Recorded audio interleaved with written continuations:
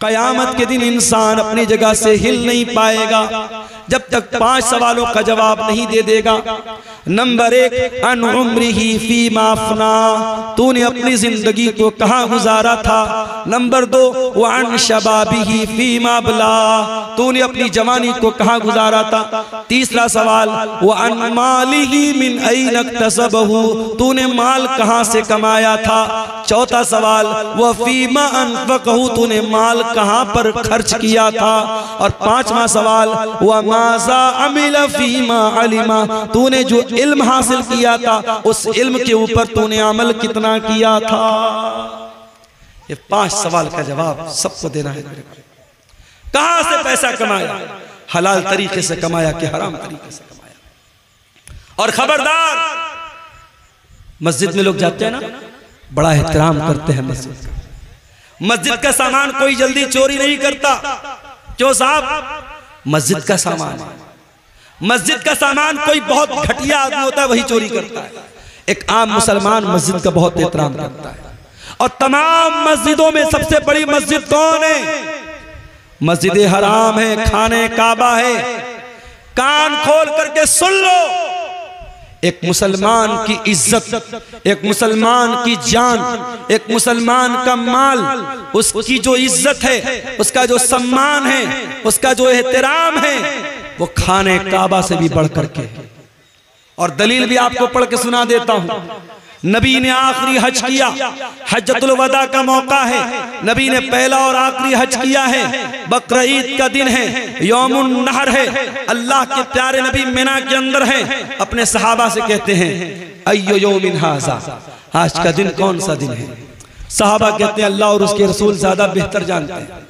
आपने फरमाया, क्या आज यौमुन नहर नहीं है, क्या आज बकरा ईद का दिन नहीं है। फिर आपने पूछा कि महीना कौन सा है। साहबा ने कहा, अल्लाह और उसके रसूल ज्यादा बेहतर जानते हैं। आपने फरमाया, क्या ये ज़िलहिज्जा का महीना नहीं है। फिर आपने पूछा, ये कौन सा शहर है। साहबा ने कहा, अल्लाह और उसके रसूल ज्यादा बेहतर जानते हैं। आपने फरमाया, क्या ये शहर मक्का नहीं है। उसके बाद आपने फरमाया, हो लोगो, इन्ना इन्ना दिमाकुम व अमवालकुम व आराज़कुम हरामुन अलैकुम कहुरमत यौमिकुम हाज़ा फी बलदिकुम हाज़ा फी शहरिकुम हाज़ा।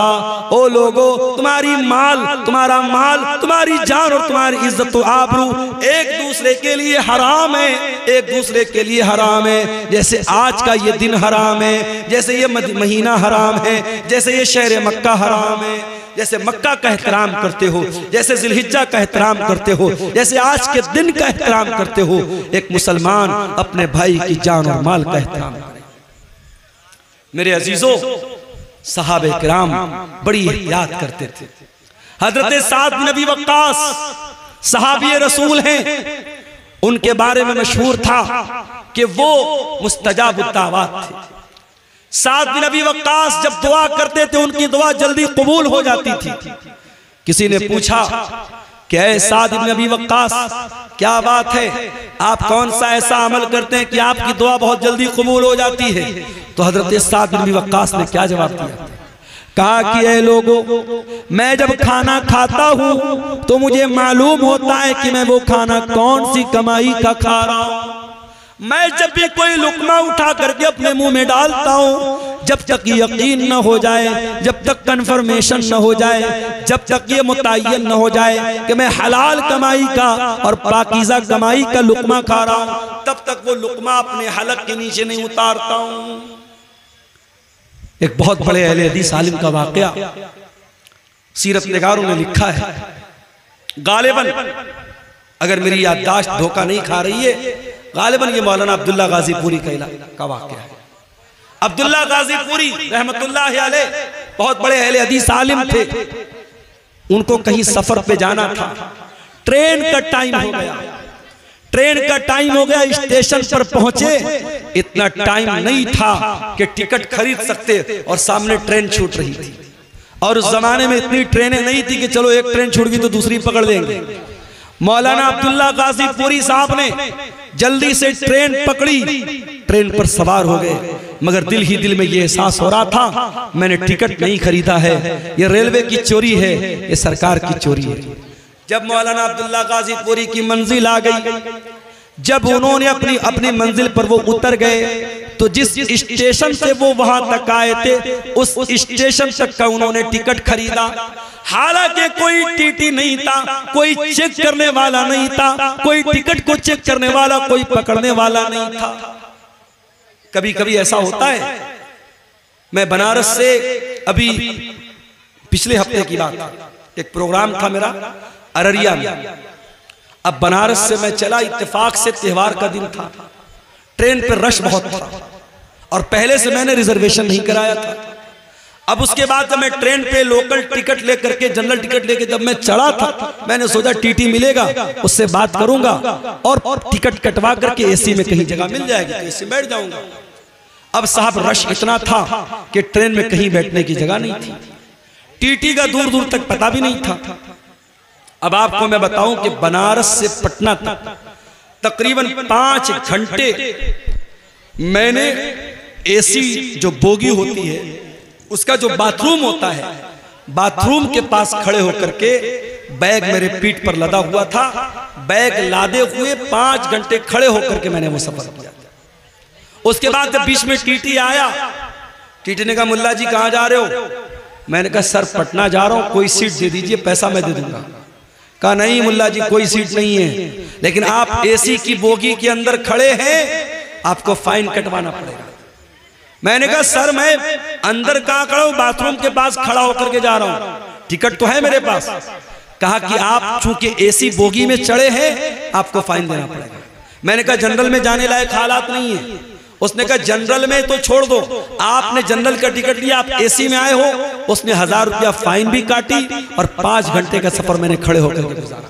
आज हालात ये है, जब रश का टाइम होता है टिकट जल्दी नहीं मिलता है। मौलाना अब्दुल्ला गाजीपुरी उस दौर में वो टिकट बगैर खरीदे वापस जा सकते थे, मगर उनकी एहतियात देखो मेरे भाई, उनका तकवा देखो। वो जिस स्टेशन से आए थे उस स्टेशन तक का उन्होंने टिकट खरीदा और वही टिकट खरीद करके उसको फाड़ दिया। उनके साथियों ने पूछा मौलाना ये क्या किया आपने? कहा मेरे भाइयों मैं रेलवे की ट्रेन का मैंने सफर किया था और मैं जल्दीबाजी में टिकट नहीं खरीद पाया था। मैंने जानबूझ करके उस स्टेशन का टिकट खरीद करके फाड़ दिया ताकि उतनी रकम सरकार के खजाने में चली जाए। ये हमारे उलमा थे, ये हमारे उलमा थे जो सरकार और हुकूमत और गवर्नमेंट की चोरी को भी चोरी समझते थे। और आज मुसलमान अपने मुसलमान भाई का सामान चोरी करने में भी दरेग नहीं करता है। मेरे अजीजों ये एहतियात अपने अंदर पैदा करो। सलफ कहा करते थे अतिब मतअमका तकुन मुस्तजाब दावात, अपनी कमाई को हलाल कर लो तुम्हारी दुआएं कबूल होने लगेगी। इमाम अबू हनीफा रहमतुल्लाह अलैह बहुत बड़े इमाम गुजरे हैं, अल्लाह की रहमतें नाजिल हो उनके ऊपर। इमाम अबू हनीफा रहमतुल्लाह अलैह ने एक आदमी को कर्जा दिया, कर्जा दे दिया उसको, उसने समय पर टाइम पर कर्जा नहीं लौटाया। इमाम अबू हनीफा रहमतुल्लाह अलैह उस आदमी के दरवाजे पर गए। गर्मी का मौसम था, धूप निकली हुई थी और इमाम अबू हनीफा दरवाजे के पास खड़े हैं। दरवाजा खुलता है और उस इंसान के मकान के अंदर एक बहुत बड़ा पेड़ है, एक बहुत बड़ा दरख्त है। वो इंसान रिक्वेस्ट करता है इमाम साहब आप ठीक है पैसा लेने आए हैं, कर्जा लेने आए हैं, लेकिन इमाम साहब गर्मी का मौसम है, धूप बहुत तेज निकली है, आप मेरे दरवाजे के अंदर चले आए और इस पेड़ की छाया में आप आ जाएं, इस पेड़ की छांव में आ जाएं। आपको गर्मी लग रही है, धूप लग रही है, आप इतने बड़े आलिम में हमसे देखा नहीं जाता है, आपको शोभा नहीं देता है। इमाम अबू हनीफा कहते हैं ऐ मेरे भाई तूने अगर मेहमान के तौर पर बुलाया होता मैं तेरे घर में भी आया होता, तेरे पेड़ के नीचे खड़ा भी होता और एक गिलास पानी भी मैंने पिया होता, मगर मैं मेहमान बन के नहीं आया हूँ, मैं अपना कर्जा लेने के लिए आया हूँ। और मुझे इस बात का डर है अगर मैं तेरे मकान के अंदर दाखिल हो गया और तेरे पेड़ की छांव में मैं आ गया तो ये भी एक तरीके का प्रॉफिट हो जाएगा, ये भी एक तरीके का मुनाफा हो जाएगा। और मैंने चूंकि तुमको कर्जा दिया है और कर्जे पर अगर मैंने ये प्रॉफिट हासिल कर लिया, ये मुनाफा मैंने हासिल कर लिया, तो मुझे इस बात का डर है कि कहीं ये भी सूद और ब्याज में शामिल न हो जाए। अल्लाह कितना प्यारा हमारा दीन है मेरे भाई, कितना प्यारा हमारा दीन है। कितनी एहतियात करते थे हमारे असलाफ कि किसी को पैसा उधार दिया है तो उसके मकान के पेड़ की छांव में भी जाना उन्होंने गवारा नहीं किया। इमाम अहमद इब्न हंबल के पास एक औरत आती है, गौर से सुनना ये वाकया। इमाम अहमद इब्न हंबल के पास एक औरत आती है, ऐ इमाम अहमद इब्न हंबल एक मसला पूछने आपके पास आई। क्या मसला है? ऐ इमाम अहले सुन्नत, ऐ इमाम अहमद इब्न हंबल, मसला ये है कि मैं कपड़ा तैयार करती हूँ, कपड़ा बुनती हूँ, और मैं दिन में भी काम करती हूँ, रात में भी काम करती हूँ। दिन में सूरज की रोशनी में काम करती हूँ, रात को मैं चिराग जला करके चिराग की रोशनी में काम करती हूँ। ऐ इमाम अहमद इब्न हंबल, जब कपड़ा तैयार हो जाता है तो कपड़े की क्वालिटी में कुछ कपड़ा जो सूरज की रोशनी में तैयार होता है उसकी क्वालिटी थोड़ी अलग होती है, और जो कपड़ा चिराग की रोशनी में तैयार होता है उसकी क्वालिटी में थोड़ा फर्क होता है। ऐ इमाम अहमद इब्न हंबल, मैं मसला पूछने आई हूँ, जब मैं ये कपड़ा मार्केट पे बेचने जाऊंगी, जब मैं इस कपड़े को बाजार में बेचने जाऊंगी तो क्या मुझे ये क्लियर करना पड़ेगा, क्या मुझको ये बताना पड़ेगा कि इस कपड़े का कौन सा हिस्सा मैंने सूरज की रोशनी में तैयार किया है और कौन सा कपड़ा मैंने रात के चिराग की रोशनी में तैयार किया है। इमाम अहमद इब्न हंबल हैरान हो गए, कहा कि है मेरी बहन, मसला मैं बाद में बताऊंगा, पहले मैं ये जानना चाहता हूं इतनी अल्लाह वाली, इतनी तकवा वाली तू औरत है कौन जो आ करके ये मसला पूछ रही है कि कपड़ा अगर सूरज की रोशनी में तैयार हुआ है और चिराग की रोशनी में तैयार हुआ है तो क्या कस्टमर को ये बताना पड़ेगा कि कौन सा कपड़ा सूरज की रोशनी में तैयार हुआ है और कौन सा कपड़ा चिराग की रोशनी में तैयार हुआ है। ऐ मेरी बहन, मैं जानना चाहता हूँ तेरा घराना कौन सा है, तेरा खानदान कौन सा है, तो कौन से खानदान से ताल्लुक रखती है।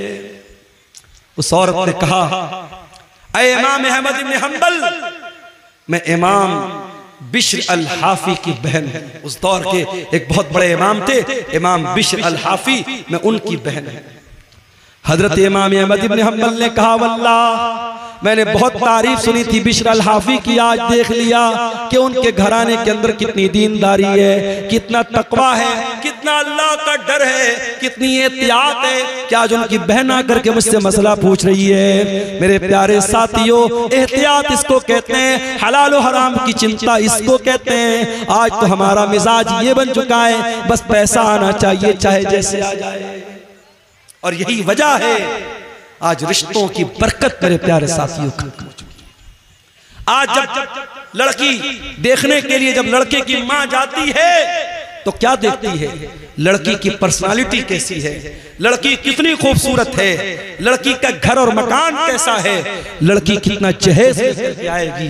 काश हमने लड़की के घर वालों का तकवा देखा होता, लड़के की दीनदारी देखी होती, और मुत्तकी और परहेजगार लड़की को बहू बना के घर में लाते तो शायद आज हालात वो न होते जो आज अपनी आंखों से हम और आप देख रहे हैं। हजरत उमर फारूक का वो वाकया याद कीजिए। हजरत उमर फारूक अपने दौर में गश्त पर निकले, एक मकान के पास से गुजरते एक लड़की की आवाज आ रही है। लड़की की मां अपनी लड़की से कह रही है, बेटी दूध में उठ करके पानी मिला दे, सुबह हम दूध का कारोबार करने जाएंगे, दूध बेचने जाएंगे, रात बहुत हो चुकी है, तू जल्दी से दूध में पानी मिला दे। लड़की कहती है, अरे अम्मी जान, क्या आपको पता नहीं है अमीरुल मोमिनीन का ऑर्डर आया है, हजरत उमर का हुक्म आया है, दूध में पानी मिलाना जुर्म है, दूध में पानी मिलाना अपराध है, हमें मार्केट में शुद्ध दूध बेचना है, हमें प्योर दूध बेचना है, हमें खालिस दूध बेचना है, हमें दूध में कोई मिलावट नहीं करनी है। माँ ने कहा, बेटी यहाँ कौन सा उमर हमको देख रहा है, या कौन सा उमर देख रहा है, रात का सन्नाटा है, रात का टाइम है, अंधेरा है, ऐ मेरी बच्ची तू जाके दूध में पानी मिला दे, उमर को पता भी नहीं होगा कि हम क्या कर रहे हैं। बेटी ने कहा, मेरी प्यारी अम्मी जान ठीक है, हजरत उमर फारूक हमको नहीं देख पा रहे हैं, उनको पता भी न चलेगा। फ़इन्ना रब्ब उमर यराना, अगर उमर हमको नहीं देख रहे हैं, ऐ अम्मी जान उमर का रब तो हमको देख रहा है। ऐ मेरी प्यारी माँ, अमीरुल मोमिनीन नहीं देख पा रहे हैं, लेकिन रब्बुल आलमीन तो देख रहा है, अल्लाह तो देख रहा है। अल्लाह को क्या जवाब देंगे मेरी प्यारी माँ? तो इस सवाल का जवाब दे दे, मैं दूध में पानी मिलाना मैं दूध में पानी मिलाने के लिए तैयार हो जाऊंगा। जब बेटी ने ये जवाब दिया, माँ खामोश, माँ खामोश हो गई। मेरे भाइयों, तरबियत करो तो ऐसी करो कि आपके बच्चे जहां आपसे गलती हो, आपके बच्चे आपकी का सुधार कर दें, आपकी इस्लाह कर दें। बेटी ने जब ये जुमला कहा है, माँ खामोश हो गई। हजरत उमर फारूक ने मकान का नंबर नोट कर लिया, मकान की निशानी नोट कर ली। घर आए, सुबह को सारे बच्चों को इकट्ठा किया। कहा है मेरे प्यारे बच्चों, कल जब मैं रात में गश्त पर निकला था, मैं एक लड़की के मकान के पास से गुजरा था। मैंने लड़की की और उसकी माँ की बातचीत को सुना है। मेरे बच्चों, मैं नहीं जानता वो लड़की कितनी खूबसूरत है, मैं नहीं जानता वो लड़की कौन से खानदान से उसका ताल्लुक है, मैं नहीं जानता उसका हसब व नसब कैसा है, इतना जानता हूँ वो लड़की बहुत अल्लाह वाली है और मैं उस लड़की को अपने घर की बहू बनाना चाहता हूँ। अब तुम बताओ, तुम में से कौन उससे निकाह करेगा?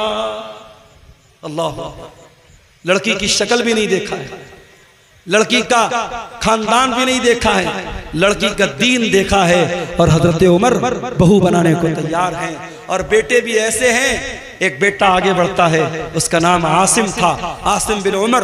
उसने कहा, अब्बा जान, मैं शादी कर लूंगा उस लड़की के साथ, आप मेरा निकाह करा दीजिए। हजरत उमर ने उस लड़की को बहू बनाया, और दुनिया की तारीख ने, दुनिया की नजरों ने देखा, उसी लड़की की नस्ल से आगे चल करके एक इंसान पैदा होता है जिसको दुनिया उमर बिन अब्दुल अजीज के नाम से जानती है, जिसको दुनिया उमर सानी के नाम से जानती है। मेरे प्यारे साथियों, जब माएँ मुत्तकी होंगी, जब माएँ दीनदार होंगी, जब बाप दीनदार होंगे, तो फिर उनसे पैदा होने वाली औलाद के बारे में आप उम्मीद कर सकते हैं कि वो भी दीनदार होगी। जब माँ और बाप के अंदर हलाल और हराम का फर्क नहीं होगा, जब माँ को इस बात की चिंता नहीं है कि घर में जो पैसा आ रहा है वो हलाल का आ रहा है या हराम का आ रहा है, जब बाप पैसा कमाने के पीछे अंधा बन चुका है और हर तरीके का अल्लम गल्लम, सूद, ब्याज, रिश्वत, हराम का पैसा घर में आ रहा है, और उस पैसे से जब अपने बच्चों की परवरिश करेंगे, तो अल्लाह के नबी क्या फरमाते हैं कि जिस जिस्म की परवरिश हराम कमाई से होगी, फन्नारु औला बिही, वो जिस्म जहन्नम की आग पे कयामत के दिन जहन्नम की आग में डाला जाएगा। मेरे अजीजों, अपने बच्चों को हराम कमाई से बचाओ, अपने बच्चों को हलाल कमाई खिलाओ, अपने बच्चों के बदन में हलाल कमाई का खून दौड़ाओ। हमारे नबी ने सारी जिंदगी हलाल और पाकीज़ा चीजों को खाने की तालीम दी है। हमारे नबी के दुनिया में आने का एक मकसद ये भी था,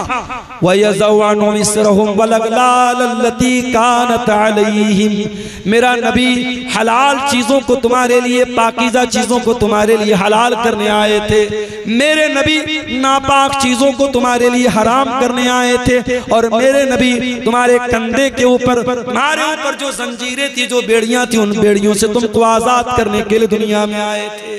नबी आए थे इसीलिए ताकि हराम चीजों की बेड़ियों और जंजीरों से हमें आजाद कर दें। मेरे भाइयों, हराम कमाई की इन जंजीरों से अपने दामन को बचा लो। आज वल्लाह हमारे घरों के सुकून को ये हराम कमाई बर्बाद कर रही है।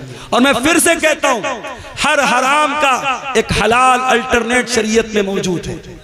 आप सूद और ब्याज अगर हराम है तो आप ये मत समझिए कि मौलवी साहब अगर सूद हराम है तो हमारे पास पैसा है तो हम क्या करें। मैंने उसका हलाल अल्टरनेट आपको बताया, आप मुजारबत कीजिए, आप पार्टनरशिप पर कारोबार कीजिए, हलाल तरीके से बिजनेस कीजिए। अगर आप सूद पर कर्जा का लेन देन नहीं करते हैं, बगैर सूद के आप कर्जे का लेन देन कीजिए। आज बहुत सारे शहरों में इस्लामी बैतुल माल कायम है और बहुत सारे लोग मिल करके उसमें ताउन करते हैं और छोटे छोटे अमाउंट जो गरीब लोग होते हैं, जो मिडिल क्लास के लोग होते हैं, जिनको छोटा मोटा काम करने के लिए पैसे की जरूरत पड़ती है, उनको सूद और ब्याज से बचाने का ये काम आप कर सकते हैं। और याद रखो मेरे भाइयों, ये बड़े बड़े जलसे कराने से बड़ा काम है। सीमांचल के इस इलाके में जिस तेजी से सूद और ब्याज का पंजा, सूद और ब्याज अपना पंजा गाड़ रहा है, इस माहौल में हमें और आपको ये काम करने की जरूरत है।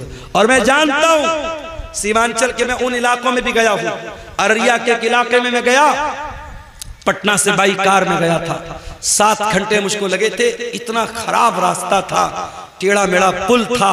पुल जब खत्म हुआ, जब गांव आया तो गांव जाने के लिए एक बड़ा मामूली सा पुल बना हुआ था जिस पर सिर्फ पैदल या बाइक से जा सकते थे। 4 व्हीलर को इस पार हम लोगों ने रोका, बड़ी मुश्किल से सफर तय करके वहां हम पहुंचे थे।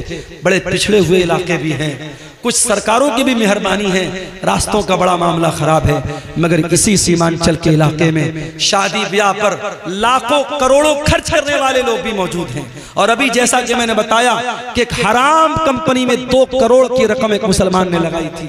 अगर हम हराम चीजों में 2-2 करोड़ रुपया लगा सकते हैं तो मेरे भाई एक ऐसी चीज, एक तंजीम आप बना लें, एक बैतुल माल आप बना लें, और समाज के ज्यादा नहीं 100 लोग मिल करके अगर 1000-1000 रुपया भी इकट्ठा करके उसमें इन्वेस्ट करें, 1 लाख रुपया उन्होंने उसमें डाल दिया, 100 लोगों ने मिल करके 1000-1000 डाला, 1 लाख रुपया आ गया। अब इस 1 लाख का आपको क्या इस्तेमाल करना है? कोई भी गरीब आदमी जिसको 10,000 5,000 रुपए की जरूरत है, आप पहले वेरीफाई कर लें, तहकीक कर लें, उस इंसान के कुछ पेपर वगैरह ले लें ताकि वो बेईमानी ना कर सके, और बगैर ब्याज के उसको पैसा दें। ये काम आप अगर करें, वल्लाह बता रहा हूं, बहुत सारे घरों में ये जो ग्रुप लोन है, ये जो बंधन लोन है, और ये छोटे छोटे अमाउंट जो लोन पर लिए जा रहे हैं, और हमारे मुसलमानों के गरीब घरों को सूद और ब्याज की चक्की में पीसा जा रहा है, ये लानत मेरे भाइयों खत्म हो सकती है। बस कदम आगे बढ़ाने की देर है। मैं इसी कटिहार के इलाके में गांव के लोगों ने मुझे बताया कि वहां मस्जिद और ईदगाह बनाने की बात आई। गांव के लोगों ने बहुत छोटा अमाउंट, शायद 100 रुपया या कितना 10 रुपया शायद बता रहे थे कि एक परिवार में जितने लोग हैं हर आदमी की तरफ से 10 रुपया देना है। हर आदमी, एक परिवार में अगर 10 लोग हैं तो 100 रुपया देना है, परिवार में 7 लोग हैं 70 रुपया देना है। 10-10 रुपया इकट्ठा करके हर हफ्ता कई लाख रुपए उस गांव के लोगों ने इकट्ठा किया, कब्रिस्तान की जमीन खरीदी, ईदगाह की बाउंड्री की, और अभी और भी काम वो लोग करने जा रहे हैं। आपके करीब के किसी गांव के लोगों ने मुझे बताया। तो ये काम, इस तरीके के काम हम कर सकते हैं मेरे भाइयों। आपको कदम बढ़ाने की और हिम्मत करने की जरूरत है। मैं जानता हूं शेरशाबादी कौम के अंदर अल्लाह ताला ने बहुत सलाहियत दी है, इस सलाहियत का सही इस्तेमाल कीजिए। अपने समाज में होने वाली बुराइयों से मेरे भाइयों अपने आप को बचाइए। एक साहब सवाल कर रहे हैं कि यूट्यूब की कमाई हराम है तो कॉमेडियन यूट्यूब का पैसा मदरसे में दान करना कैसा है, और ड्रीम 11 का जीता हुआ पैसा मदरसा मस्जिद में दान करना कैसा है। जाहिर है अगर मदरसे वालों को पता है कि ये पैसा ये हराम कमाई का दर है, मदरसे वाले ना ले, और अगर मदरसे वालों को नहीं पता और मदरसे वालों ने ले लिया तो उनका लेना तो गलत नहीं है, मगर देने वाले को कोई सवाब नहीं मिलेगा।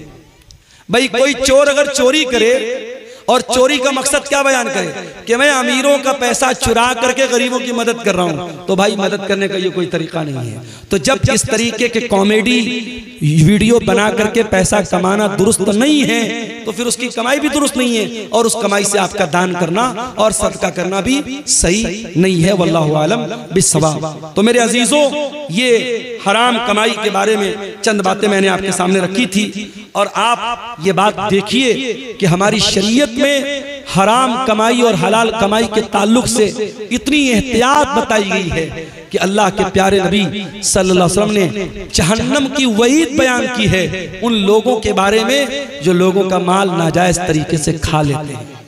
मैं आखिरी हदीस सुना करके बात खत्म करता हूं। अल्लाह के नबी ने सहाबा से कहा कि ऐ मेरे सहाबा, क्या तुम जानते हो मुफलिस कौन है, गरीब कौन है? सहाबा ने कहा अल्लाह के नबी, अल्लाह और उसके रसूल ज्यादा बेहतर जानते हैं, आप ही बता दीजिए। आपने फरमाया मेरी उम्मत के अंदर गरीब आदमी वो होगा, मेरी उम्मत में मुफलिस इंसान वो होगा जो कयामत के दिन रोजा, नमाज, ज़कात सब लेकर के आएगा, वयाती कद शतम हाजा व ज़रब हाजा व अकल माल हाजा व क़ज़फ़ हाजा। किसी का माल हड़पा होगा, किसी को गाली दी होगी, किसी पर तोहमत लगाई होगी, किसी पर बहतान लगाया होगा, हराम तरीके से लोगों का माल कमाया होगा। उस इंसान के बारे में अल्लाह के नबी फरमाते हैं उसकी नेकियां हकदारों को दे दी जाएगी। कयामत के दिन दुनिया की करेंसी नहीं चलेगी। यहाँ गांधी जी के फोटो वाला नोट चल रहा है, आखिरत में नोट नहीं चलेगा। जैसे आप हज करने जाते हैं, उम्रा करने जाते हैं, इंडिया की करेंसी आप एयरपोर्ट से ही चेंज कर लेते हैं या वहां सऊदी एयरपोर्ट पे जाके चेंज कर लेते हैं, क्योंकि आपको मालूम है कि सऊदी में सऊदी रियाल चलेगा, दुबई में दुबई का दिरहम चलेगा और इसी तरीके से कुवैत में कुवैत का दीनार चलेगा। आखिरत में जो करेंसी होगी मेरे प्यारे साथियों, वो नेकी और गुनाह की करेंसी होगी। अगर हमने किसी का हक मारा है, उसकी हमारी नेकियां उसको दे दी जाएंगी। और जब हमारी नेकियां खत्म हो जाएंगी, अल्लाह के प्यारे नबी फरमाते हैं फ़इन फ़नियत हसनातुहु, अगर उसकी नेकियां खत्म हो जाएंगी और फिर भी हकदारों का हक बाकी रह जाएगा तो क्या किया जाएगा?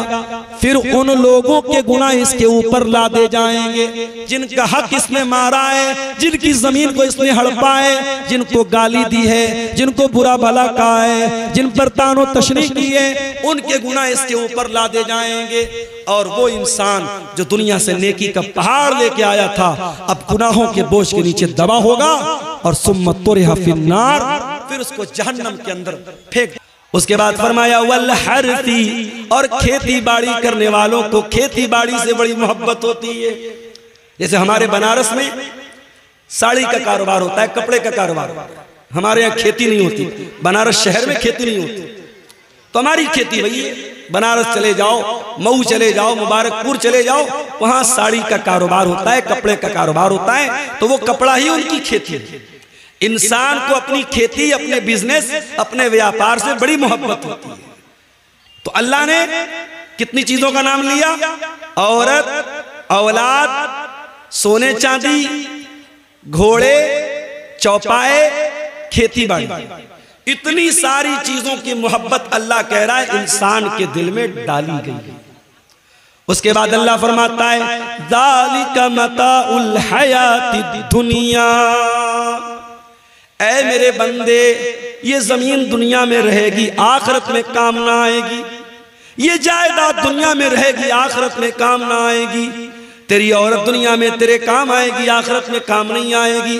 तेरे बच्चे दुनिया में तेरे काम आएंगे, आखिरत में काम नहीं आएंगे। ये सोना चांदी, ये माल औलाद, ये बीवी बच्चे, ये तमाम चीजें दुनिया के अंदर रह जाएंगी। वल्लाहु इंदहु हुस्नुल मआब, अंजाम अगर अच्छा करना है, आखिरत को बेहतर बनाना है, तो वो तो अल्लाह के पास मिलेगी, वो दुनिया में मिलने वाली नहीं है। इंसान चार पैसे कमाने के लिए हलाल और हराम भूल जाता है। इंसान ये क्यों भूल जाता है?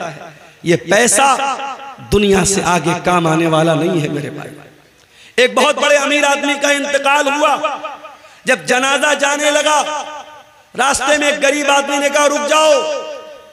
उस अमीर बाप के लड़कों ने सोचा लग रहा हमारे बाप का बहुत बड़ा खास दोस्त है, बहुत बड़ा रिश्तेदार है या कोई करीबी है। बेटों ने कहा जनाजे को रोक दिया जाएगा।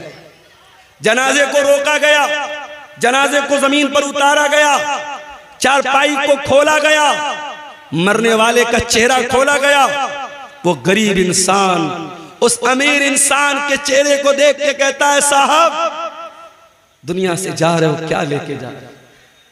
क्या मेरी वो जमीन लेके जा रहे हो जो हड़प के बैठे थे?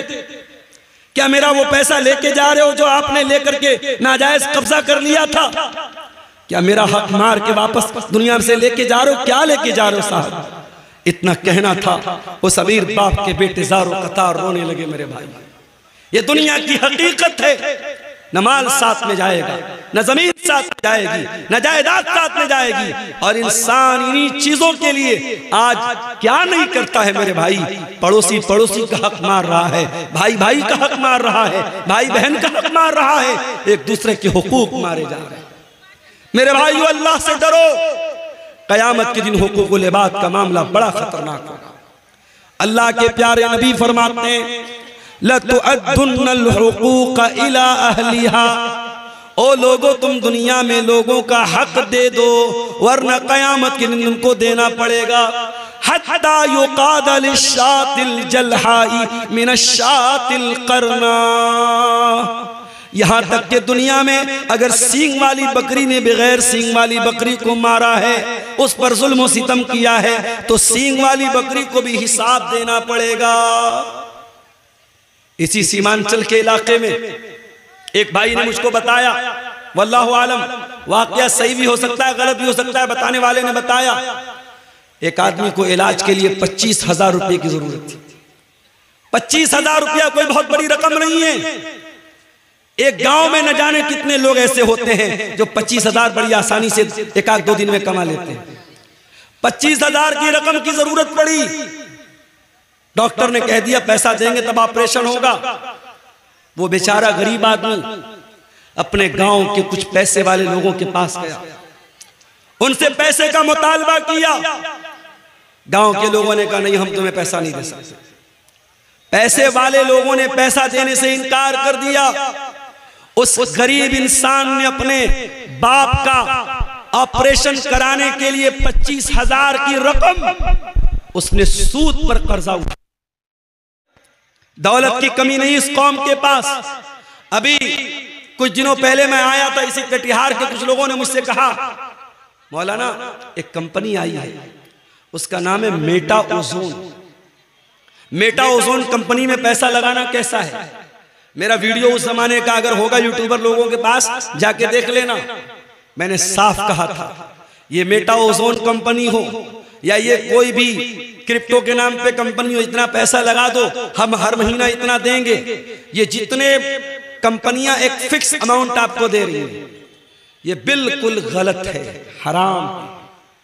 और अंजाम ये हुआ ये सारी कंपनियां गरीबों का और मिडिल क्लास के लोगों का गाड़ी कमाई का पैसा लेके भाग जाती हैं। और कटिहार के एक साहब ने 2 करोड़ रुपए लगाए थे, 2 करोड़ की बड़ी रकम लगाई थी इसी मेटा ओजोन कंपनी में। मुसलमान आदमी था और वो कुछ महीनों के बाद कंपनी भाग गई, आज उसकी वैल्यू 0 के बराबर।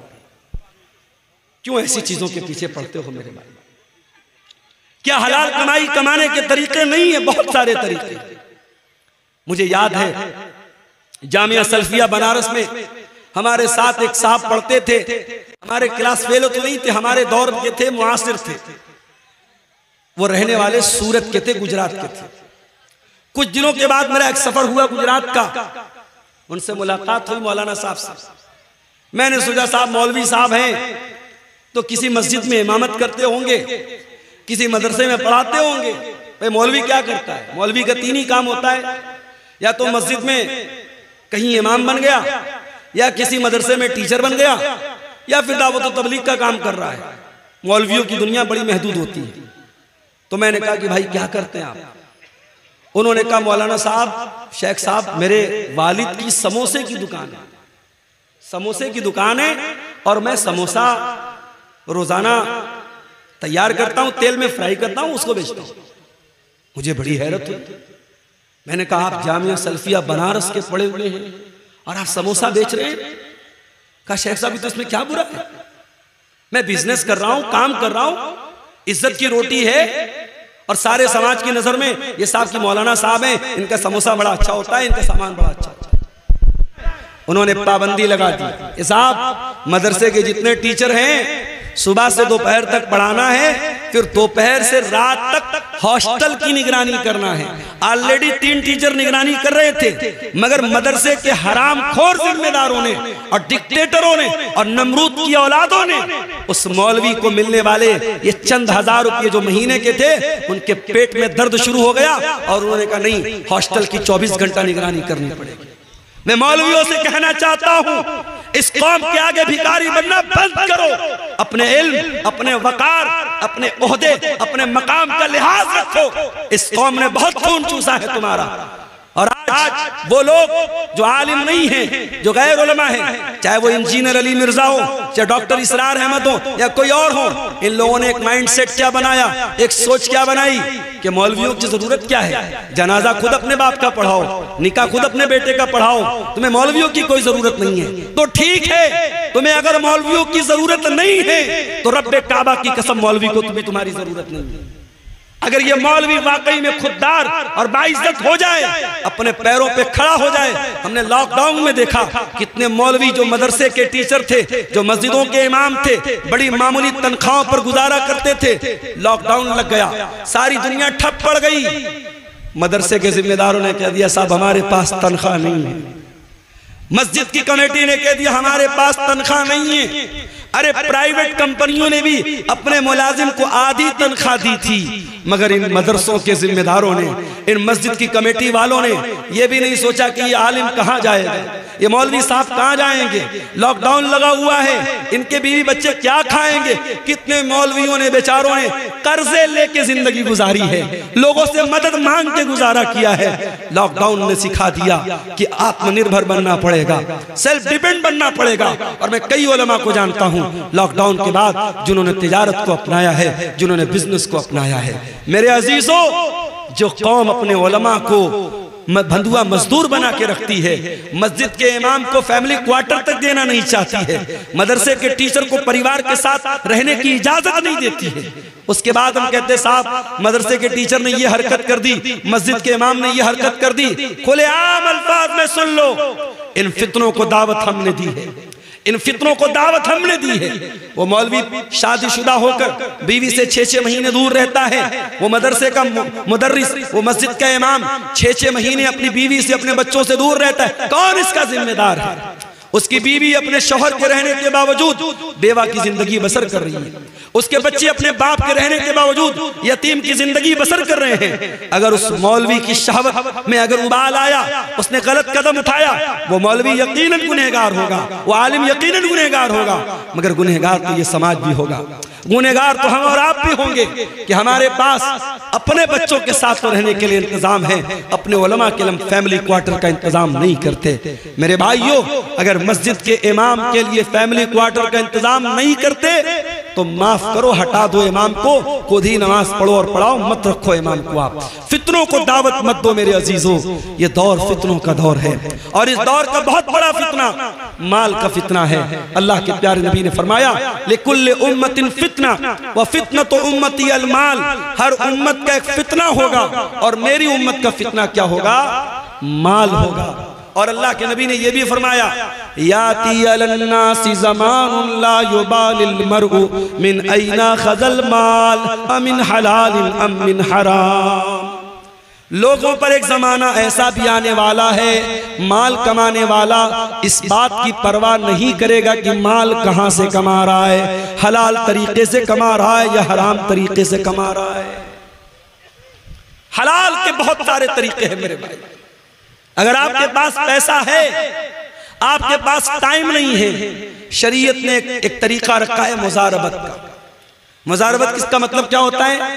पैसा मेरा रहेगा, टाइम किसी और का लगेगा, एनर्जी किसी और की लगेगी। मैंने 1 लाख रुपया किसी को दे दिया कि भाई 1 लाख रुपया ले लो और इससे बिजनेस करो, और बिजनेस में जो प्रॉफिट होगा आधा तुम ले लेना, आधा हम ले लेंगे, लेकिन लॉस होगा तो लॉस का जिम्मेदार मैं रहूंगा, तुम नहीं रहोगे।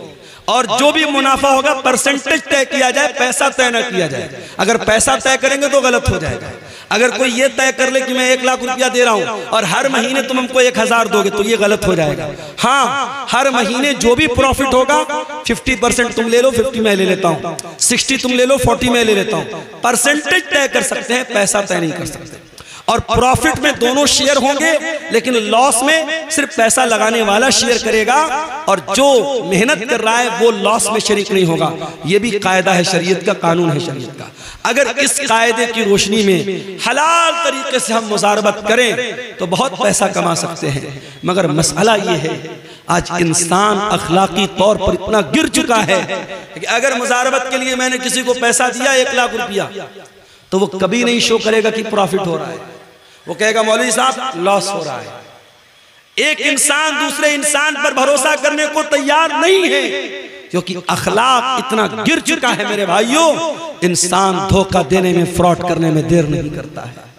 मुसलमान ये भूल गया, उसके नबी का फरमान है, मन गशना फलैसा मिन्ना, जो धोखाधड़ी करे, जो फ्रॉड करे, जो अपने मुसलमान भाई के साथ गलत तरीके से व्यवहार करे, वो हम में से नहीं है। मुसलमान ये भूल गया। अल्लाह का कलाम कहता है, वैलुल लिल मुतफ्फिफीन अल्लज़ीना इज़ा क़तालू अलन नासी यस्तौफून व इज़ा कालूहुम औ वज़नूहुम युख़सिरून। बर्बादी है नाप तौल में कमी करने वालों के लिए। नाप तौल में कमी का मतलब सिर्फ यही नहीं होता कि तराजू में डंडी मार ली जाए, सामान कम तौल के दिया जाए। नाप तौल में कमी का एक मतलब ये भी है कि जब अपना फायदा नजर आए, अपना मफाद नजर आए, तो इंसान दोनों हाथों से फायदा वसूल ले, और जब सामने वाले को फायदा देने की बात आए तो इंसान रास्ता बदल दे, अपने लिए अलग मेयार और सामने वाले के लिए अलग मेयार। ये भी नाप तौल में कमी है मेरे भाइयों। और कुरान कहता है नाप तौल में कमी करने वालों के लिए बर्बादी है। और आगे बढ़िए, ये जो हराम कमाई होती है ना, ये हमारे बीवी बच्चों के ऊपर भी असर डालती है।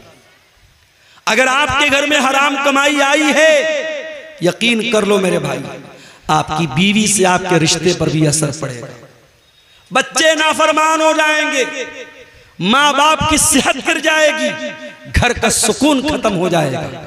बात सलफ कहते हैं कि मैं अपने गुनाहों का असर अपनी बीवी के अखलाक में और अपनी सवारी के फिसलने में महसूस करता हूं। जब मैं कोई गुनाह करता हूं तो अपनी सवारी के फिसलने में और अपनी बीवी के अखलाक में उसका असर महसूस करता हूं। हराम कमाई घर में आएगी मेरे भाई, आपकी जात पर, आपके बच्चों पर, आपके परिवार पर उसका असर पड़ेगा। आपको तो ये लग रहा है कि लाख रुपए पर मैंने 10,000 रुपया ब्याज कमा लिया, मगर मेरे रब का कलाम क्या कहता है, यमहकुल्लाहु रिबा व युर्बिस सदक़ात। अल्लाह सूद और ब्याज को मिटाता है, अल्लाह सूद और ब्याज की बरकत को खत्म करता है, अल्लाह सदका खैरात को बढ़ाता है। तुम्हें यह लग रहा है मैंने मदरसे में 1,000 रुपया चंदा दे दिया, मेरा 1,000 कम हो गया, और तुम्हें यह लगता है कि मैंने 1,000 रुपया ब्याज के जरिए कमा लिया, मेरे अकाउंट में 1,000 रुपया बढ़ गए। तेरे कैलकुलेटर में बढ़ गया, अल्लाह के कैलकुलेटर में जो तू पैसा ब्याज से कमा रहा है वो बढ़ा नहीं है, वो घट रहा है। और हम देखते हैं मेरे भाई, जिन घरों में हराम की कमाई आती है, पैसे की दौलत की रेल पेल होने के बावजूद उन घरों में सुकून नहीं होता। उन घरों की लड़कियां बेपर्दा होने लगती हैं, उन घरों के लड़के बेहया होने लगते हैं, उन घरों का चैन और सुकून बर्बाद हो जाता है। बनारस के साड़ी के कारोबार में हमने देखा, एक जमाना था जब हाथ से लोग करगे पर, मशीन नहीं थी उस जमाने में, हाथ की करगे होती थी और उस पर लोग साड़ी तैयार करते थे। और रात में मशीन नहीं चलती थी, रात में काम नहीं होता था, सुबह फजर के बाद लोग बैठते थे और शाम तक काम करते थे, और एक आदमी घर में कमाता था, पूरा घर आराम से खाता था। आज मशीन का दौर आ गया, आज रात भर मशीन भी चल रही है। बनारस चले जाओ, मऊ चले जाओ, भिवंडी चले जाओ, खटर खटर पटर पटर की आवाज रात भर मिलेगी आपको। मेहनत 24 घंटा हो रही है, बाप भी मेहनत कर रहा, बेटा भी मेहनत कर रहा, सारे भाई भी मेहनत कर रहे। बरकत खत्म हो गई मेरे भाई, बरकत खत्म हो गई। कमाने वाले हाथ बढ़ गए, मगर घर के अंदर कमाई में कोई बरकत नहीं। ऐसा क्यों है? क्योंकि अब हलाल और हराम की कोई तमीज नहीं है। अब पैसा आना चाहिए, हलाल तरीके से आए चाहे हराम तरीके से आए। मेरे भाइयों याद रखो, ये सूद और ब्याज का पैसा अगर आपके घर में आया है, एक बहुत शक्ल आम हो रही है सूद और ब्याज की, जिसको हमारे यहाँ ग्रुप लोन बोलते हैं। ग्रुप लोन की शक्ल बिहार और झारखंड में बड़ी तेजी से राइज हुई है, और बड़े अफसोस की बात यह है कि ये लोन सिर्फ औरत को दिया जा रहा है। औरतों को इकट्ठा करके उनसे साइन करवाया जाता है, बैंक का कर्मचारी आता है, हर हफ्ते औरतों से पैसा लेता है, बड़ी आसानी से 25,000 50,000 का अमाउंट मिल जाता है। अरे अल्लाह के बंदो, अल्लाह के बंदो, अल्लाह से डरो। तुम्हारे समाज में लाखों की तादाद में ऐसे लोग हैं, अगर चाहें एक कोऑपरेटिव तंजीम बना लें, एक कोऑपरेटिव बैंकिंग सिस्टम बना लें, और बगैर ब्याज के ये छोटी छोटी रकम भरोसेमंद आदमी को तहकीक करने के बाद, जिसको कोई बिजनेस स्टार्ट करना हो, कोई काम स्टार्ट करना हो, ये 25-50 हजार की रकम देके काम स्टार्ट कर दें। शरीयत कहती है आप लोगों का काम शुरू करा दो, लोगों को भीख मांगने पर और लोगों को सूद खाने पर मजबूर मत करो। आज सूद और ब्याज, बड़ी मामूली रकम पर सूद और ब्याज खाया जा रहा है और घर की औरतों को उसमें इन्वॉल्व किया जा रहा है। हराम कमाई की एक शक्ल और भी है, और वो क्या है? किसी दूसरे की जमीन पर नाजायज कब्जा कर लेना। उत्तर प्रदेश में एक बहुत बड़े बाहुबली थे, अब इस दुनिया में नहीं है, मैं नाम नहीं लूंगा। अगर आप अक्लमंद होंगे, समझदार होंगे तो समझ जाएंगे। आज लोग कहते हैं साहब मुसलमान थे, मुसलमान थे, बड़ा जुल्म हुआ, मगर उनका ट्रैक रिकॉर्ड जब उठा के देखो, उनका जब इतिहास उठा के देखो तो मालूम ये हुआ कि उनका काम क्या था। जिस जमीन पर हाथ रख दिया वो जमीन उनके बाप की हो गई, जमीन उनके बाप की हो गई। जमीन मुसलमान की हो, गैर मुस्लिम की हो, जहां पे वो साहब आ गए, चलो हटो भाई फला के आदमी है, जमीन छोड़ दो, जमीन छोड़ दो। जिस खेत पे हाथ रख दिया वो खेत उनके बाप का, जिस जमीन पे हाथ रख दी वो जमीन उनके बाप की। और ये काम करने वाला सीना ठोक के मुसलमानों से कहता है मैं तुम्हारा लीडर हूं, मैं तुम्हारा लीडर हूं। ऐसे लीडर अगर हो, हमें नहीं चाहिए ऐसे लीडर, हमें नहीं चाहिए ऐसे लीडर जो लोगों के माल पर नाजायज कब्जा करे। माफ करना मेरे भाइयों, अल्लाह के प्यारे नबी की हदीस है, मन गय्यरा मनार अल अर्ज़ी लानल्लाहु मन गय्यरा मनार अल अर्ज़ी। जो लोगों की जमीन और जायदाद की जो बॉर्डर है, जो निशान है, उसको मिटा दे और जमीन और जायदाद पर नाजायज कब्जा कर ले, अल्लाह के नबी ने फरमाया उस इंसान पर अल्लाह की लानत हो। जमीन और जायदाद पर नाजायज कब्जा करके कहां जाओगे मेरे भाई? अगर एक बालिश, ये जो हमारे पंजे का जो नाप है ना, इसको उर्दू में बालिश बोलते हैं, पता नहीं आपके शेरशाबादी भाषा में क्या बोलते हैं, हमारे बनारस में इसको बित्ता बोलते हैं, बित्ता, यहाँ भी बित्ता बोलते हैं। एक बित्ता जमीन अगर आपने किसी की नाजायज कब्जा कर ली, हदीस के अल्फाज क्या है? तुफ़्फ़िक़ मिन सब अर्दीन यौमल क़ियामा, कयामत के दिन एक बित्ता जमीन नाजायज हड़पने वाला 7 जमीनों का तौक उसकी गर्दन में डाला जाएगा। अल्लाह अकबर, इतना बड़ा गुनाह है, इतना बड़ा गुनाह है। आज मुकदमे अदालतों में चले जाओ, मुसलमान अपने भाई की जमीन, बेटा अपने बाप की जमीन, भाई अपनी बहन की जमीन पर नाजायज कब्जा करके बैठा है। सबसे ज्यादा मुकदमे आपको मुसलमानों के मिलेंगे। ये इस कौम का हाल है मेरे भाई, अल्लाह हम सबकी हिफाजत फरमाए। और आगे बढ़िए, हराम कमाई का एक और रास्ता हम इस समाज में देखते हैं, और वो क्या है? वो है साहब सूदी रकम हम खा तो नहीं रहे, मगर सूदी रकम खिला रहे हैं। मोबाइल ले लिया फट से हमने, EMI पर, लोन पर ले लिया हमने, क्रेडिट कार्ड पर ले लिया हमने, और जब ले लिया तब उलमा से आके धीरे से पूछते, मौलाना साहब ये किस्तों पर मोबाइल लेना कैसा है? अरे तू जो मोबाइल लेके आया किस्त पर लिया? किस्त पर लिया ना, तो लेने के पहले मसला पूछना चाहिए था कि लेने के बाद पूछना चाहिए। किस्त के ऊपर गाड़ी लेना कैसा है, किस्त के ऊपर मोबाइल लेना कैसा? कान खोल करके सुन लो, किस्त पर कोई सामान लेना जायज है, नाजायज नहीं है, मगर उसमें कंडीशन क्या है? कंडीशन ये है कि जो सामान बेचने वाला है उससे आपको लेना है। यहां जब आप मोबाइल किस्त पर लेते तो मोबाइल की कंपनी से या दुकानदार से नहीं लेते, आप बैंक से लेते हैं। आप बजाज का कार्ड इस्तेमाल करते हैं, Bajaj company, Bajaj finance company आपको फाइनेंस करा रही है। आप बाइक लोन पे ले रहे हैं, ICI आपको लोन दे रही है, HDFC आपको लोन दे रही है, हीरो की या होंडा की कंपनी आपको लोन नहीं दे रही। पहली बात तो ये समझ लीजिए, जिसका सामान है उससे आप किस्त पर लेंगे, थर्ड पर्सन से नहीं लेंगे। और अगर थर्ड पर्सन से ले रहे हैं तो इसका मतलब आप उससे पैसा उधार ले रहे हैं, सामान नहीं खरीद रहे, पैसा उधार ले रहे हैं। और पैसा अगर उधार ले रहे हैं तो शरीयत का एक कानून याद रखो कि हम उधार पैसा किसी से भी अगर लेंगे या देंगे, उधार पैसे के ऊपर कोई प्रॉफिट कमाना जायज नहीं है। मैंने आपको 1 लाख रुपया दे दिया, 1 लाख रुपया आपको जब मैंने दिया तो आपने अपना मोबाइल हमको दे दिया। अब ये मोबाइल मैं यूज कर रहा हूं, मोबाइल आपका बस यूज कर रहा हूं, बेच नहीं रहा हूं, यूज कर रहा हूं। 1 महीने के बाद आप आए और आपने कहा कि मौलवी साहब आप 1 लाख रुपया वापस ले लीजिए और मोबाइल मुझको दे दीजिए। मैंने 1 लाख रुपया वापस ले लिया, मोबाइल आपको दे दिया। हमें क्या लग रहा है साहब, ये तो जायज है। उसने हमको पैसा दिया, हमने पैसा दिया था, उसने बदले में मोबाइल दिया था। उस मोबाइल को हम गारंटी के तौर पर तो ले सकते हैं, लेकिन उस मोबाइल को अगर हम यूज कर रहे हैं तो ये ब्याज हो जाएगा मेरा। इतना खतरनाक मामला है। शरीयत कहती है कि आप किसी को कर्जा दे रहे हैं तो कर्जा एहसान करने के लिए होता है, कर्जा कमाने के लिए। कमाना है तो बिजनेस करो, पार्टनरशिप करो। अगर किसी को उधार दे रहे हो, उधार पर 1 पैसा 1 रुपया भी मुनाफा नहीं कमा सकते। हाँ, मैंने आपको 1 लाख रुपया दिया, कुछ तय नहीं किया मैंने।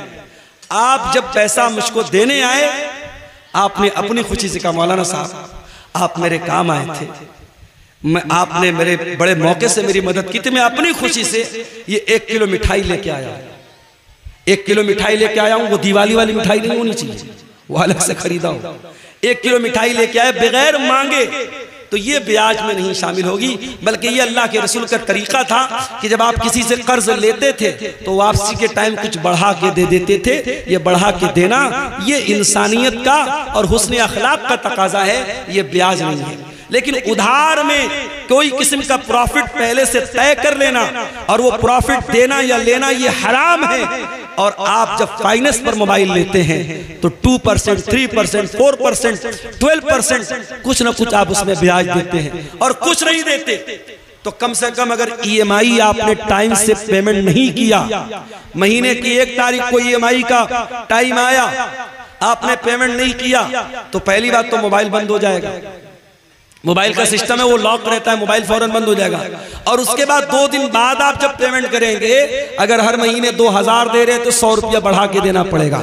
ये जो बढ़ा के आप दे रहे हैं ये क्या है? यही सूद है, यही ब्याज है। और एक मोबाइल के लिए आप ब्याज दे रहे हैं। अल्लाह के प्यारे नबी फरमाते हैं लानल्लाहु आकिल रिबा व मुकिलहु व कातिबहु व शाहिदैहि। आपने फरमाया सूद खाने वाला, सूद खिलाने वाला, सूद लिखने वाला, सूद की गवाही देने वाला, सब पर अल्लाह की लानत। और आपने फरमाया सब बराबर हैं, हम सवा, सब बराबर हैं। ये सूद इतना बड़ा गुनाह है, ये ब्याज इतना बड़ा गुनाह है। अल्लाह के नबी फरमाते हैं, मुस्तदरक अल हाकिम की हसन दर्जे की रिवायत है, अर्रिबा सलासु व सबऊन बाबा, कि सूद के 70 से ज्यादा दरवाजे हैं, सूद के 70 से ज्यादा दर्जे हैं।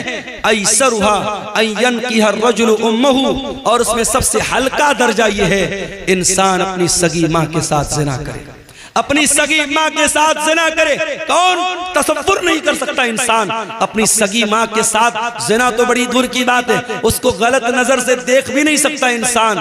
सूद और ब्याज खाना अपनी सगी माँ के साथ ज़िना करने से बड़ा पाप है मेरे भाई। और ये पाप आज का मुसलमान धड़ल्ले से कर रहा है, रोजा नमाज करके कर रहा है, माथे पर सजदे का निशान लगा के कर रहा है, चेहरे पर दाढ़ी रख के कर रहा है। खबरदार मेरे भाई, इस सूद और ब्याज से बाज आ जाओ, बाज आ जाओ। इस हराम कमाई से अपने घरों को, अपने दामन को बचा जाओ। और आगे बढ़िए मेरे भाइयों, सहाबे किराम को देखिए।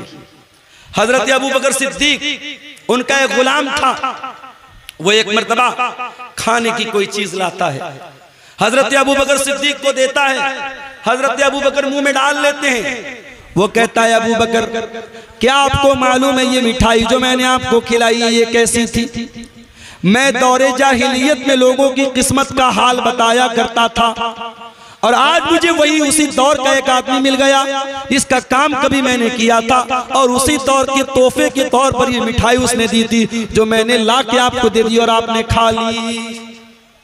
हजरत अबू बकर को जैसे ही अंदाजा हुआ कि ये कमाई हराम की है, उन्होंने फौरन अपने मुंह में हाथ डाला और उस मिठाई को, उस मीठी चीज को अपने हलक के नीचे उतरने न दिया, उल्टी करके कह करके बाहर निकाल दिया। ये सहाबे किराम थे। और यही नहीं, हमारे प्यारे नबी सल्लल्लाहु अलैहि वसल्लम अपने घर वालों को भी हलाल और हराम की बड़ी सख्ती से तालीम देते थे। आपके नवासे हजरत हसन रजी अल्लाह ताला अन्हु 5 साल के बच्चे हैं और मस्जिद के अंदर खेल रहे थे। खेलते खेलते मस्जिद के अंदर सदका की खजूरें आके रखी हैं, सदका की खजूर आके रखी है। हजरत हसन ने खजूर उठाई और खजूर उठा के मुंह में डाल ली। 5 साल के बच्चे को क्या पता कि खजूर कैसी है। उसको खजूर नजर आई, उसने उठाई मुंह में डाल ली। नबी की नजर पड़ गई, नबी की नजर पड़ गई। नबी चाहते तो अपने बच्चे के, अपने नवासे के हाथ से छीन लेते, उसके मुंह में से निकाल लेते, मगर नबी ने तरबियत क्या की मेरे भाइयों। अल्लाह के प्यारे नबी ने अपने 5 साल के नवासे से फरमाया, कक कक बेटा थूक दे, बेटा मुंह से निकाल दे। अमा शऊरता अन्ना लाना कुल सदका, ऐ मेरे बच्चे क्या तू नहीं जानता कि हम सदका नहीं खाते। मेरे बच्चे ये सदका की खजूर है और तू नबी का नवासा है, तू नबी के अहले बैत में से। क्या तुझे मालूम नहीं कि तेरे नबी के ऊपर और नबी के अहले बैत के ऊपर सदका हराम है, सदका हराम है। नबी के अहले बैत पर सदका हराम है, ये तालीम दी है जनाब मोहम्मद रसूलुल्लाह सल्लल्लाहु अलैहि वसल्लम ने अपने 5 साल के नवासे। ये एहतियात थी मेरे भाई। बनारस में मुझे बहुत अच्छी तरीके से याद है, एक जमाना था, ये जो कपड़ा होता ना, कपड़ा, कुछ कपड़े ऐसे बनते थे बनारस में जिस पर मोर बना रहता था। मोर बना है या चिड़िया बनी है या बंदर बना है या कोई भी तस्वीर बनी है। उलमा का फतवा था कि कपड़े पर अगर फिगर बना है, उस फिगर वाले कपड़े की कमाई सही नहीं है। और बनारस में साड़ी का कारोबार करने वालों को बड़ा बड़ा ऑफर मिलता था, बड़ी बड़ी रकम मिलती थी कि अगर तुम तस्वीर वाला कपड़ा तैयार करोगे हम तुम्हें पैसा ज्यादा देंगे, तुम्हारी साड़ी महंगी बिकेगी। मगर एहतियात होती थी, लोग नहीं तैयार करते थे। और अगर किसी के बारे में पता चल जाता था कि वो इंसान अपने साड़ी के ऊपर, अपने कपड़े के ऊपर इमेज बना करके बेच रहा है, लोग उसके घर दावत नहीं खाते थे, लोग उसके घर खाना नहीं खाते थे। ये एहतियात बनारस में मैंने अपनी आंखों से देखी। मगर आज क्या हो रहा है? आज वो एहतियात खत्म हो गई मेरे भाई। आज एहतियात का दौर खत्म। आज बनारस में हजारों लोग साड़ी पर तस्वीर वाली साड़ी बनवा रहे हैं, बेच रहे हैं, कारोबार कर रहे हैं और कोई फर्क नहीं पड़ रहा है, पैसा कमा रहे हैं, दबा के पैसा कमा रहे हैं। इसलिए मेरे अजीजों, हराम कमाई से अपने दामन को बचा लो। मैं फिर से वही आयत पढ़ रहा हूँ जो खुतबे मसनूआ के बाद मैंने पढ़ी थी, या अय्युहल्लज़ीना आमनू कुलू मिम्मा फिल अर्ज़ि हलालन तय्यबा। ऐ ईमान वालो, जमीन में जो हलाल चीजें हैं, जो पाक चीजें हैं, उनको खाओ और अल्लाह का शुक्र अदा करो। अगर तुम अल्लाह की इबादत करते हो। हलाल और हराम कमाई के ताल्लुक से ये चंद बातें आपके सामने रखी गई हैं। हम रब्बुल आलमीन से दुआ करते हैं, इलाही आलमीन तू हमें हर किस्म की हराम कमाई से बचने की तौफीक अता फरमा। रब्बुल आलमीन सूद और ब्याज की लानत से पूरे सीमांचल के इलाके को तू पाक कर दे। ऐ अल्लाह, हमारे वो भाई जिनको अल्लाह तूने दौलत से